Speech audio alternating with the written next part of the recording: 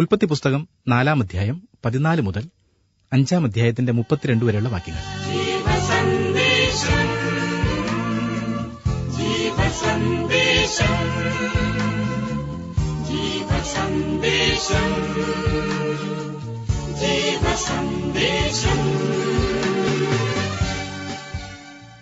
ഉൽപ്പത്തി പുസ്തകം 4 അധ്യായമാണല്ലോ നാം പഠിച്ചുകൊണ്ടിരുന്നത്. ഹാബേൽ ദൈവത്തിന് പ്രസാദമായുള്ള യാഗം വിശ്വാസത്താൽ അർപ്പിച്ചു.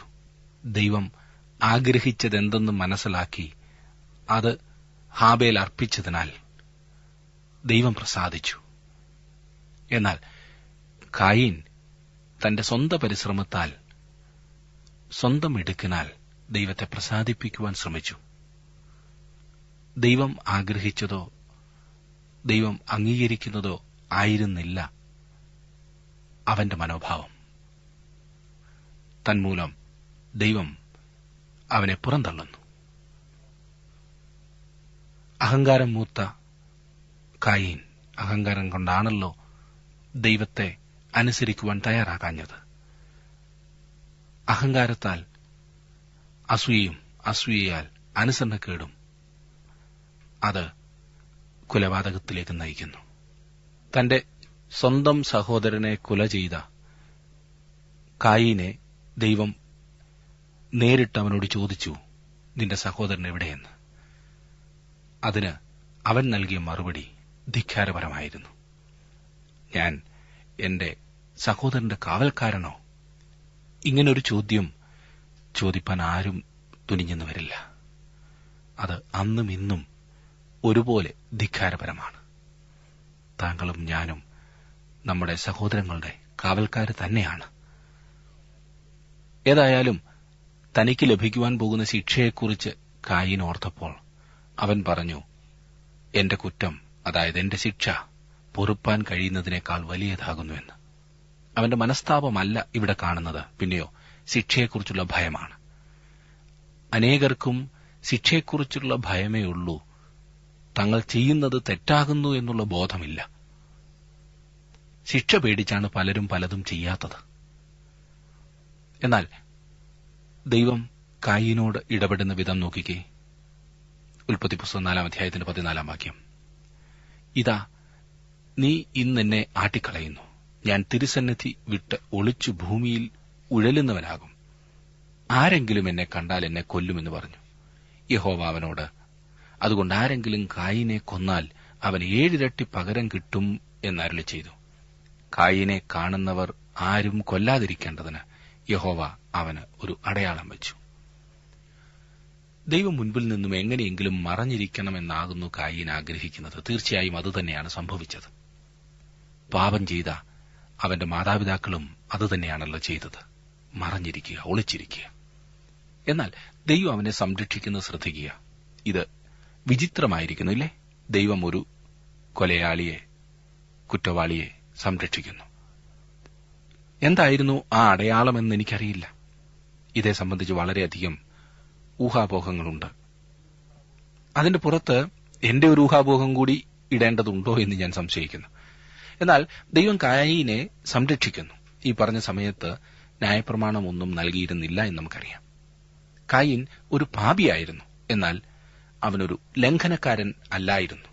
കാരണം കൊലപാതകം സംബന്ധിച്ച് യാതൊരു പ്രമാണവും നൽകിയിരുന്നില്ല. അവന്റെ ഏറ്റവും വലിയ പാപം എന്തായിരുന്നെന്നാൽ ദൈവത്തിന് അംഗീകാരയോഗ്യമായ വഴിപാട് അവൻ കൊണ്ടുവന്നില്ല എന്നതത്രേ. അവൻ കൊണ്ടുവന്നതിൽ അവന്റെ പ്രവർത്തനം, ദുഷ്ടത അതായിരുന്നു. തന്റെ സഹോദരനെ കൊന്നുകളഞ്ഞതിലൂടെ ആ ദുഷ്ട സ്വഭാവം അവൻ വെളിപ്പെടുത്തി. സാഹചര്യം സമ്മർദ്ദം ചെലുത്തിയപ്പോൾ അവന്റെ യഥാർത്ഥ സ്വഭാവം വെളിയിൽ വരുന്നത് നാം കാണുന്നു. ഇനിയും കായീന്റെ സന്തതികളെക്കുറിച്ചും ദൈവമില്ലാത്തൊരു സംസ്കാരത്തെക്കുറിച്ചും അത്ര ചിന്തിക്കുവാൻ പോകുന്നത്. കായീൻ ദൈവത്തിങ്കൽ നിന്നും മാറി ദൈവത്തെ കൂടാതെയുള്ള ഒരു സംസ്കാരം സ്ഥാപിക്കുവാനായി അവൻ മുൻപോട്ടു പോകുന്നതായി നാം കാണുന്നു. കായീന്റെ സന്തതികൾ ദൈവത്തെ തള്ളിക്കളയുന്നു. ഉൽപ്പത്തി പുസ്തകം 4 അധ്യായത്തിന്റെ 16 വാക്യത്തിൽ നാം വായിക്കുന്നത്, അങ്ങനെ കായീൻ യഹോവയുടെ സന്നിധിയിൽ നിന്ന് പുറപ്പെട്ട് ഏദന് കിഴക്ക് നോദ് ദേശത്ത് ചെന്ന് പാർത്തു. ഉള്ളത് പറഞ്ഞാൽ ഈ നോദ് എവിടെയാകുന്നു എന്നെനിക്കറിയില്ല. എന്നാൽ സഭയിൽ സജീവമായി പങ്കുകൊള്ളുമ്പോൾ തന്നെ നോദ് പ്രദേശത്ത് പാർക്കുന്ന അനേകരെ എനിക്കറിയാം. ഈ സ്ഥലം എവിടെ ആകുന്നു എന്ന് പലപ്പോഴും ഞാൻ ചിന്തിക്കാറുണ്ട്. അതേക്കുറിച്ച് കുറെ അനുമാനങ്ങളുണ്ട്. എന്നാൽ നാം വായിക്കുന്നത് കായീൻ പോയി ആ സ്ഥലത്ത് പാർത്തു എന്നത്രേ. 17 വാക്യത്തിൽ നാം കാണുന്നത്, കായീൻ തന്റെ ഭാര്യയെ പരിഗ്രഹിച്ചു, അവൾ ഗർഭം ധരിച്ചു, ഹാനോക്കിനെ പ്രസവിച്ചു. അവൻ ഒരു പട്ടണം പണിതു, ഹാനോക്ക് എന്ന് തന്റെ മകന്റെ പേരിട്ടു. അന്നു മുതൽ മനുഷ്യർ ഇതേ കാര്യം ആവർത്തിക്കുന്നതായി നാം കാണുന്നുണ്ട്. പട്ടണത്തിനും തെരുവുകൾക്കുമൊക്കെ തങ്ങളുടെ പേരിടുവാൻ മനുഷ്യർക്ക് താൽപര്യമാണല്ലോ. പ്രിയപ്പെട്ടവരുടെ പേരിൽ സ്കൂളുകളും പള്ളികളും മറ്റ് സ്ഥാപനങ്ങളും സ്ഥാപിക്കുന്നത് കണ്ടിട്ടില്ലേ?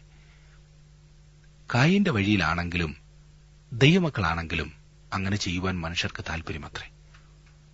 നോക്കൂ, പട്ടണ ജീവിതം ആരംഭിച്ചത് ഇവിടെയാകുന്നു. അവനൊരു പട്ടണം പണിതു, ഹാനോക്ക് എന്ന് തന്റെ മകന്റെ പേരിട്ടു. മകന്റെ പേര് പട്ടണത്തിനിട്ടു എന്നാണ് ഇവിടെ പറഞ്ഞിരിക്കുന്നത്. ഒരു വിധത്തിൽ പറഞ്ഞാൽ മനുഷ്യൻ ഇന്നുള്ള പ്രശ്നങ്ങളിൽ ഏറ്റവും വലുതായ ഒന്നത്രേ ഈ പട്ടണങ്ങൾ. പട്ടണങ്ങൾ ചത്തുകൊണ്ടിരിക്കുന്നു എന്നാണ് എല്ലാവരും പറയുന്നത്. എന്നിട്ടും ലോകമെമ്പാടുമുള്ള ജനങ്ങൾ പട്ടണങ്ങളിലേക്ക് പടകൂടുകയാണ്. 18-19 വാക്യങ്ങളിൽ നാം കാണുന്നത്, ഹാനോക്കിന് ഈരാദ് ജനിച്ചു. ഈരാദ് മെഹൂയായേലിനെ ജനിപ്പിച്ചു. മെഹൂയായേൽ മെതുശയേലിനെ ജനിപ്പിച്ചു. മെതുശയേൽ ലാമേക്കിനെ ജനിപ്പിച്ചു. ലാമേക്ക് 2 ഭാര്യമാരെ എടുത്തു. ഒരുത്തിക്ക് ആദ എന്നും മറ്റവൾക്ക് സില്ല എന്നും പേർ. ബഹുഭാര്യത്വത്തിന്റെ ആരംഭം ഇവിടെയാകുന്നു. ഒരു ഭാര്യയിലധികം ഒരാൾക്കുണ്ടാകുക, അതാണല്ലോ ബഹുഭാര്യത്വം.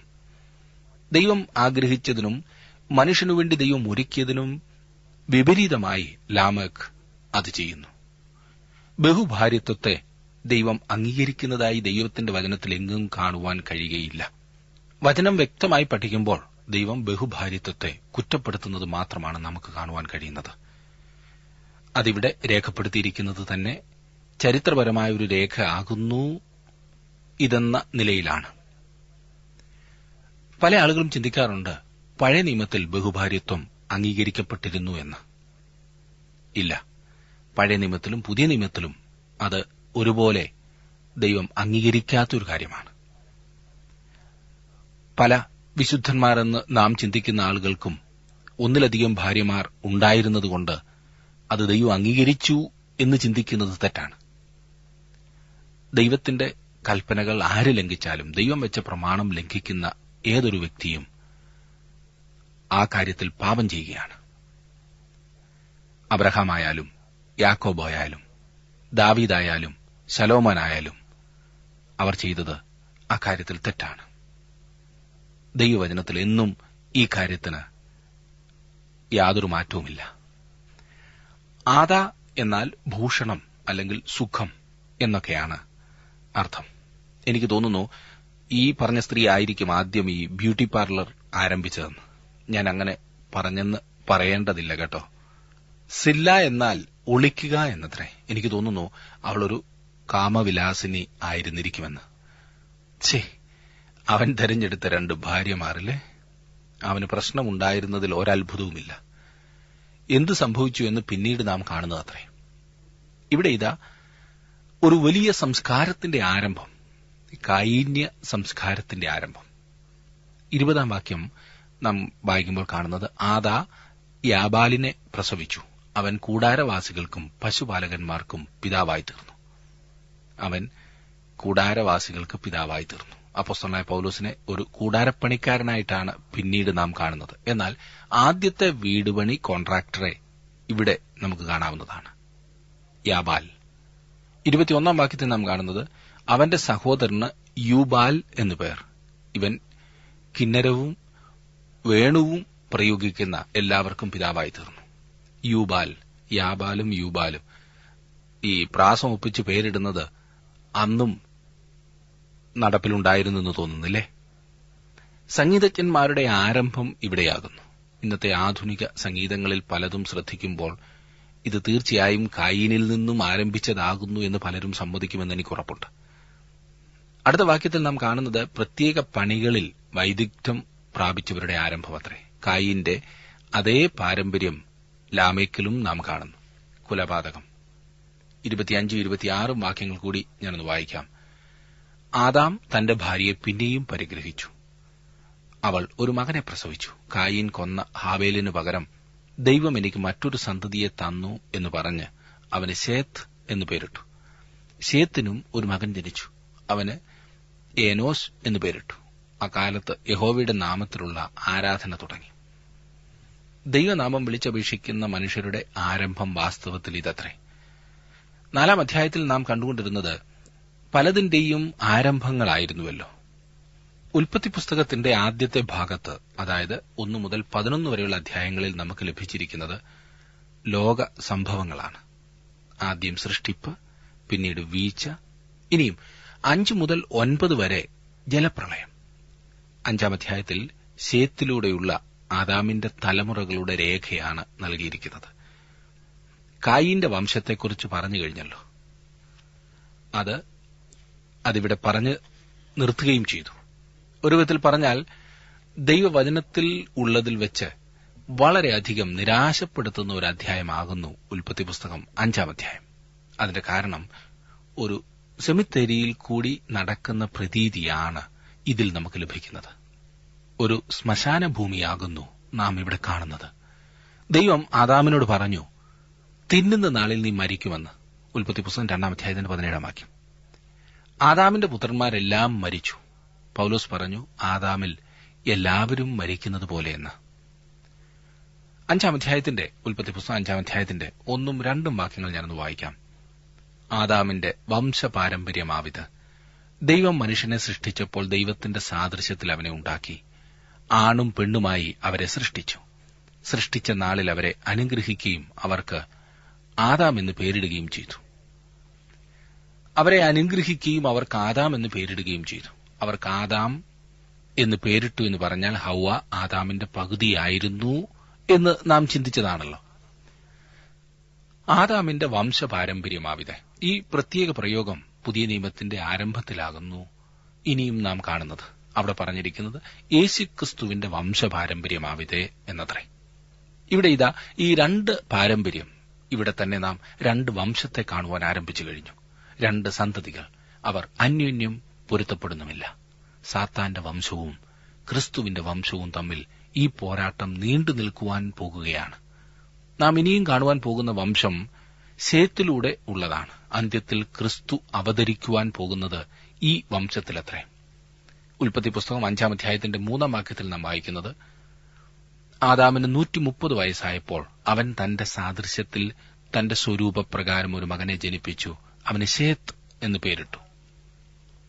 ആദാം 130 വർഷം ഭൂമിയിൽ ജീവിച്ചു കഴിഞ്ഞപ്പോൾ അവൻ തന്റെ സാദൃശ്യത്തിൽ തന്റെ സ്വരൂപപ്രകാരം ഒരു മകനെ ജനിപ്പിച്ചു.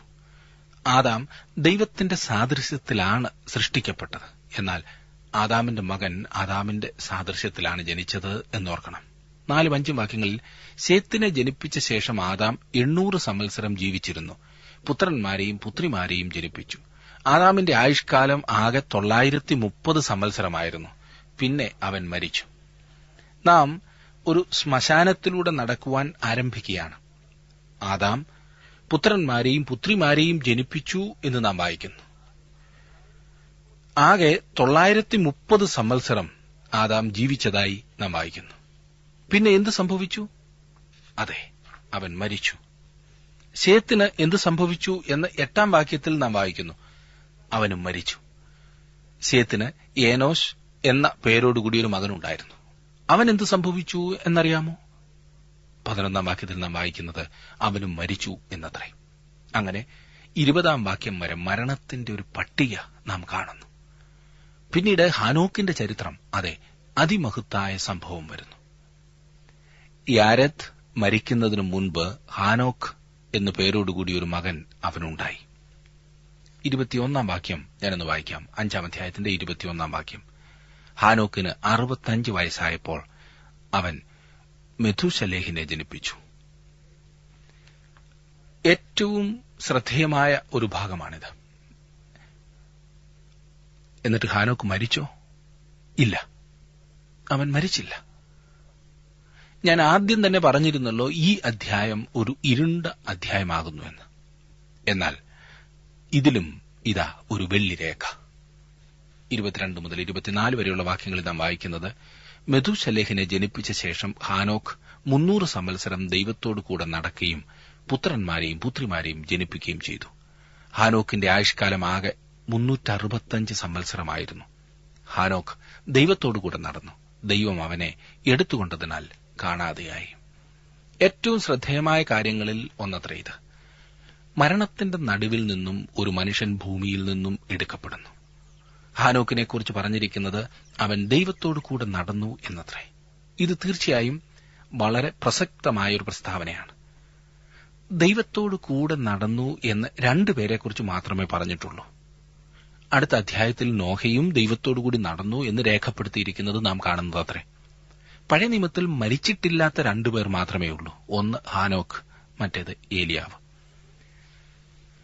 ജലപ്രളയത്തിനു മുൻപ് ജീവിച്ചിരുന്നവരിൽ എന്തെങ്കിലും കാര്യം പറഞ്ഞിട്ടുള്ളത് ഹാനോക്കിനെക്കുറിച്ച് മാത്രമാകുന്നു. അവനെ ദൈവം എടുക്കുകയായിരുന്നു. അവൻ മരിച്ചില്ല എന്നത്രേ നാം കണ്ടത്. അവൻ രൂപാന്തരപ്പെട്ടു. അവനുണ്ടായിരുന്ന പഴയ ശരീരം മാറണമായിരുന്നു. അവൻ ഒരു വ്യത്യസ്ത വ്യക്തി ആകണമായിരുന്നു. അതേസമയം തന്നെ അവൻ പഴയ വ്യക്തി തന്നെ ആയിരിക്കുകയും വേണം. അതത്രേ രൂപാന്തരപ്പെടുന്നത്. ഹാനോക്ക് സ്വർഗ്ഗത്തിലേക്ക് എടുക്കപ്പെട്ടു. നാം വായിച്ചത് ഹാനോക്ക് 65 വയസ്സുവരെ ജീവിച്ചതിന് ശേഷം മെഥൂശലേഹിനെ ജനിപ്പിച്ചു. അതിനുശേഷം അവൻ ദൈവത്തോടുകൂടെ നടന്നു എന്നത്രേ. അവന്റെ ആദ്യത്തെ 65 വർഷം എങ്ങനെയായിരുന്നു എനിക്കറിയില്ല. ഞാൻ ഊഹിക്കുന്നത് മറ്റുള്ളവരെ പോലെ ആയിരുന്നു അവനെന്നത്രേ. വളരെ അശ്രദ്ധമായ ആളുകൾ ജീവിച്ചിരുന്ന ഒരു കാലയളവായിരുന്നു അത്. ഈ പറഞ്ഞത് നോഹയുടെ കാലത്തിലേക്ക് പ്രവേശിക്കുന്ന സമയമായിരുന്നല്ലോ. എന്നാൽ ഇതാ മെഥൂശലേഹ് ജനിച്ചപ്പോൾ ഹാനോക്കിന്റെ നടപ്പ് മാറ്റപ്പെട്ടു. ആ കുട്ടി അവനെ ദൈവത്തിങ്കിലേക്ക് തിരിച്ചു. അതെ സുഹൃത്തെ, ഇതേ ഉദ്ദേശത്തോടെ ചിലപ്പോൾ ദൈവം ഒരു കുട്ടിയെ ഒരു ഭവനത്തിൽ നൽകിയെന്ന് വരാം. അങ്ങനെ ആ കുഞ്ഞ് താങ്കളെ ദൈവത്തിങ്കിലേക്ക് നടത്തിയില്ലെങ്കിൽ താങ്കൾ പിന്നീട് ഒരിക്കലും ദൈവത്തെ കണ്ടെത്തി എന്ന് വരില്ല. അങ്ങനെ ഒരനുഭവം ഒരുപക്ഷെ താങ്കളുടെ ജീവിതത്തിലും ഉണ്ടായി എന്ന് വന്നേക്കാം. അങ്ങനെ മെഥൂശലേഹ് ജനിച്ചതിന് ശേഷം 300 വർഷം ഹാനോക്ക് ദൈവത്തോടുകൂടെ നടക്കുകയും പുത്രന്മാരെയും പുത്രിമാരെയും ജനിപ്പിക്കുകയും ചെയ്തു. ഹാനോക്കിന്റെ ആയുഷ്കാലം ആകെ 365 സംവത്സരമായിരുന്നു. അത്രയും സമയമായിരുന്നു അവൻ ഭൂമിയിൽ ഉണ്ടായിരുന്നതെന്ന് ചുരുക്കം. എന്നാൽ അവൻ മരിച്ചില്ല. പിന്നീട് ഹാനോക്ക് മരിച്ചു എന്ന് പറഞ്ഞിട്ടില്ലല്ലോ. പിന്നെയോ ഹാനോക്ക് ദൈവത്തോടു കൂടെ നടന്നു. ദൈവം അവനെ എടുത്തുകൊണ്ടതിനാൽ കാണാതെയായി. ഇതത്രേ രേഖപ്പെടുത്തിയിരിക്കുന്നത്. ഇതൊന്ന് വിശദീകരിക്കുവാൻ നിങ്ങൾ എന്നോട് പറഞ്ഞാൽ, ഒരു ചെറിയ പെൺകുട്ടി ഒരിക്കൽ സൺഡേ സ്കൂളിൽ നിന്നും വന്ന് തന്റെ മാതാവിനോട് ഇത് വിശദീകരിച്ചതുപോലെ മാത്രമേ എന്നെക്കൊണ്ടാകൂ. ആ പെൺകുട്ടി മമ്മിയോട് പറഞ്ഞു, ഇന്ന് ഞങ്ങളെ ഹാനോക്കിന്റെ കഥയാണ് പഠിപ്പിച്ചത്. ഹാനോക്ക് എങ്ങനെയാണ് ദൈവത്തോടുകൂടെ നടന്നതെന്ന് ടീച്ചർ പറഞ്ഞു തന്നു. അപ്പോൾ അമ്മയ്ക്ക് ജിജ്ഞാസയായി. അതൊന്ന് വിശദീകരിക്കുവാൻ അമ്മ പറഞ്ഞു. അതേ, എല്ലാ ദിവസവും വെയിലാറുമ്പോൾ ദൈവം വന്ന് ഹാനോക്കിനെ വിളിച്ചിട്ട് ചോദിക്കുമായിരുന്നു, ഹാനോക്കേ, നീ എന്റെ കൂട്ടത്തിൽ നടക്കുവാൻ വരുന്നോ എന്ന്. അപ്പോൾ ഹാനോക്ക് ഇറങ്ങി ദൈവത്തോടുകൂടെ നടക്കുമായിരുന്നു. അങ്ങനെ അത് ഹാനോക്കിന് വലിയ ഇഷ്ടമുള്ളൊരു കാര്യമായി. വന്ന് അവൻ ദൈവത്തെ നോക്കിയിരിക്കുന്ന ഒരു സ്വഭാവമുണ്ടായി.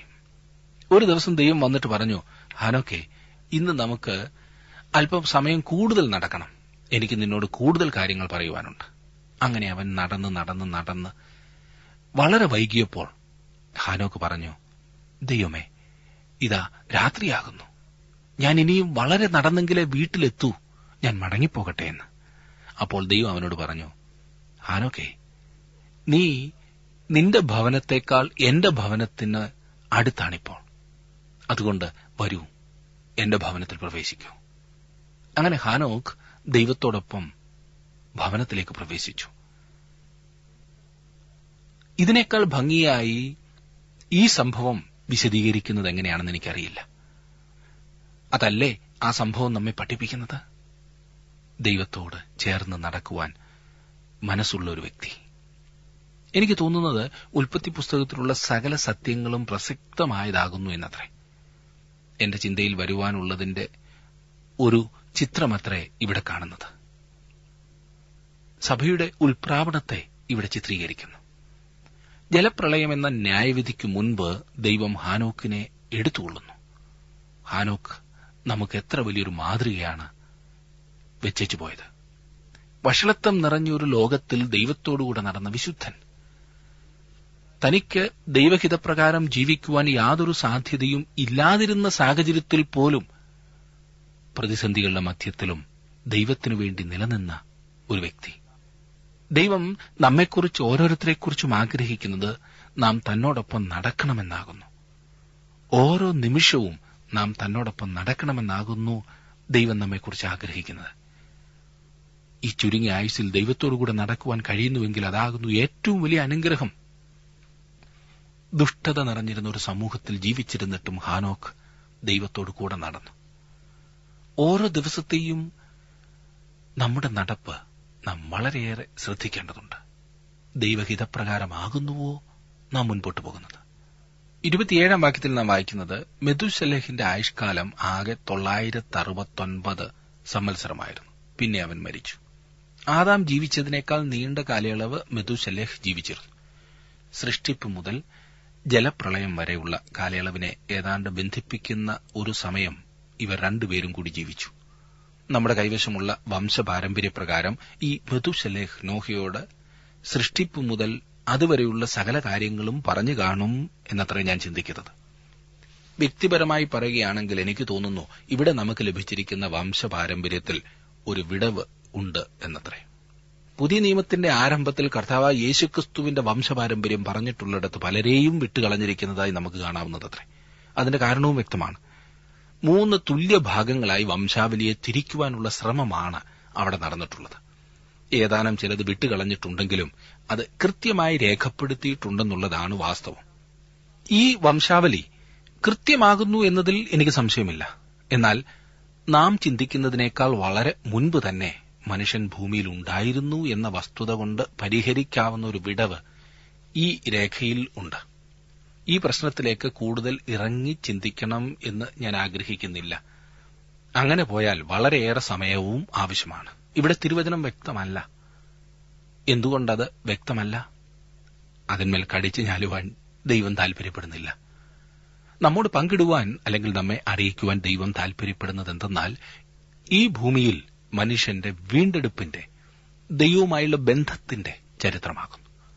മെഥൂശലഹ് എന്ന വാക്കിന്റെ അർത്ഥം അയക്കുക എന്നത്രേ. ചിലർ പറയുന്നത് മെഥൂശലഹ് എന്നാൽ അവൻ മരിച്ചു കഴിയുമ്പോൾ അയക്കും എന്നാകുന്നു എന്നത്രേ. എന്താണ് അയക്കുന്നത്? ജലപ്രളയം മെഥൂശലഹ് ജീവിച്ചിരിക്കുന്നത്രയും കാലം ജലപ്രളയം ഉണ്ടാകില്ല. ഇതുമായി ബന്ധപ്പെട്ട വളരെ രസകരമായൊരു വസ്തുത എന്തെന്നാൽ ഈ പറഞ്ഞിരിക്കുന്ന വംശാവലിയുടെ ക്രമമനുസരിച്ച് പരിശോധിച്ചാൽ മെഥൂശലഹ് മരിച്ച വർഷമാകുന്നു ജലപ്രളയം ഉണ്ടായത്. വിചിത്രമെന്ന് തോന്നാമെങ്കിലും താങ്കളുടെ മനസ്സിലുണ്ടായിട്ടുള്ള ഒരു സംശയം കൂടി നമുക്കൊന്ന് ചിന്തിക്കാം. എന്തുകൊണ്ട് മറ്റാരേക്കാളും അധികം നാൾ മെഥൂശലഹ് ജീവിച്ചിരുന്നു? താൻ ക്ഷമയുള്ളവനും കരുണാസമ്പന്നനുമാകുന്നു എന്ന് മനുഷ്യവർഗം അറിയുന്നതിനായി ദൈവം മെഥൂശലഹിനെ നീണ്ട വർഷങ്ങളിൽ സൂക്ഷിച്ചു. സുഹൃത്തെ, താങ്കൾക്കു വേണ്ടിയും ദൈവം കാത്തിരിക്കും. താങ്കളുടെ ആയുഷ്കാലം മുഴുവൻ. നമ്മുടെ ദൈവത്തിന്റെ ദീർഘക്ഷമയെക്കുറിച്ച് പത്രോസ് പറയുന്നത് ഇപ്രകാരമാകുന്നു. പണ്ട് നോഹയുടെ കാലത്ത് പെട്ടകം ഒരുക്കുന്ന സമയം ദൈവം ദീർഘക്ഷമയോട് കാത്തിരിക്കുമ്പോൾ അനുസരിക്കാത്തവരായി തടവിലുള്ള ആത്മാക്കളോട് പ്രസംഗിച്ചു. ആ പെട്ടകത്തിൽ അല്പജനം എന്നുവെച്ചാൽ 8 പേർ വെള്ളത്തിൽ കൂടി രക്ഷ പ്രാപിച്ചു. ഈ അധ്യായത്തിന്റെ തുടർന്നുള്ള ഭാഗത്തുകൂടി നാം പോകുമ്പോൾ ഓരോ വ്യക്തിയെയും അവന്റെ മരണത്തെയും കുറിച്ച് പറഞ്ഞിരിക്കുന്നതായി കാണുവാൻ സാധിക്കും.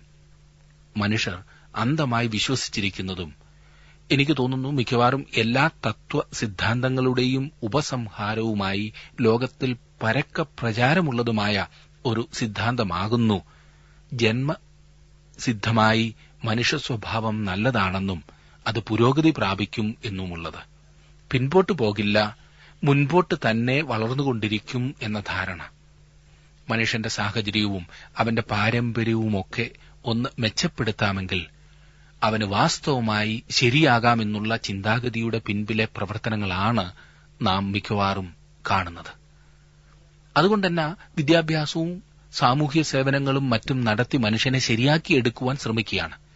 പല രാഷ്ട്രീയ പാർട്ടികളും ഈ ചിന്താഗതി കൊണ്ടാണല്ലോ മനുഷ്യനെ മെച്ചപ്പെടുത്തുവാൻ കിണഞ്ഞു പരിശ്രമിക്കുന്നത്. തന്റെ രക്ഷയിൽ മനുഷ്യനും കൂടി വല്ലതുമൊക്കെ ചെയ്യേണ്ടതുണ്ടെന്ന് ഒരു കൂട്ടർ പഠിപ്പിക്കുന്നു. മനുഷ്യൻ ശ്രമിച്ചാൽ സ്വയം രക്ഷിക്കുവാൻ അവന് കഴിവുണ്ടെന്നാണ് ആധുനികത്വം പറയുന്നത്.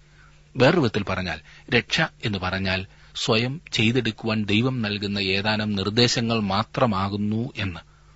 പാപം എന്നൊന്നില്ല എന്നും മനുഷ്യ സ്വഭാവം പൂർണ്ണമായും നല്ലതാകുന്നു എന്നും ചില മതസിദ്ധാന്തങ്ങളിൽ വിവരിച്ചിരിക്കുന്നു. മനുഷ്യനെ സംബന്ധിച്ച് ദൈവം അരുളി ചെയ്യുന്നത് എന്താണ്? ദൈവം പറയുന്നു, മനുഷ്യൻ പൂർണ്ണമായും ദുഷ്ടത നിറഞ്ഞവനാകുന്നുവെന്ന്. തികച്ചും മോശം. നമ്മുടെ എല്ലാം സ്ഥിതി അതാകുന്നു. നീതിമാൻ ആരുമില്ല, ഒരുത്തൻ പോലുമില്ല. ദൈവവചനത്തിന്റെ കണക്കുകൂട്ടൽ അതത്രേ. ഈ കാര്യത്തിൽ ദൈവവചനം താങ്കൾ അംഗീകരിക്കുമെങ്കിൽ മറ്റുള്ളവരൊക്കെ നൽകിയതിൽ നിന്നും വ്യത്യസ്തമായി ഇന്ന് അത് താങ്കൾക്ക് ജീവിതത്തെക്കുറിച്ചുള്ള യഥാർത്ഥമായൊരു കാഴ്ചപ്പാട് നൽകും. ഇവിടെ ഇതാ മനുഷ്യവർഗം നാം ദൈവികമായ ഒരു വംശത്തെക്കുറിച്ചാണ് ചിന്തിച്ചുകൊണ്ടിരിക്കുന്നത്. എവിടേക്കാണ് ഇത് നയിക്കുന്നത്? ഈ ഭൂമിയിൽ തന്നെ ഒരു സഹസ്രാബ്ദത്തിലേക്കാണോ ഇത് നമ്മെ നയിക്കുന്നത്? പരമാനന്ദകരമായ ഒരു പ്രദേശത്തേക്ക്, കുറ്റമറ്റ സാമൂഹിക രാഷ്ട്രീയ സംവിധാനമുള്ള ഒരു സാങ്കല്പിക രാഷ്ട്രത്തിലേക്കാണോ മനുഷ്യൻ നയിക്കപ്പെടുന്നത്? ഒരിക്കലുമല്ല. അടുത്ത അധ്യായം തന്നെ ലോകത്തിലുണ്ടായ ഒരു ജലപ്രളയത്തിന്റെ കാര്യമാണ് നമ്മോട് പറയുന്നത്. ദൈവത്തിന്റെ ശിക്ഷ. അതിലേക്ക് യാതൊരുത്തരും പോകുവാൻ ദൈവം ആഗ്രഹിക്കുന്നില്ല. താങ്കളും. ജീവസന്ദേശം ജീവസന്ദേശം ജീവസന്ദേശം ജീവസന്ദേശം ജീവസന്ദേശം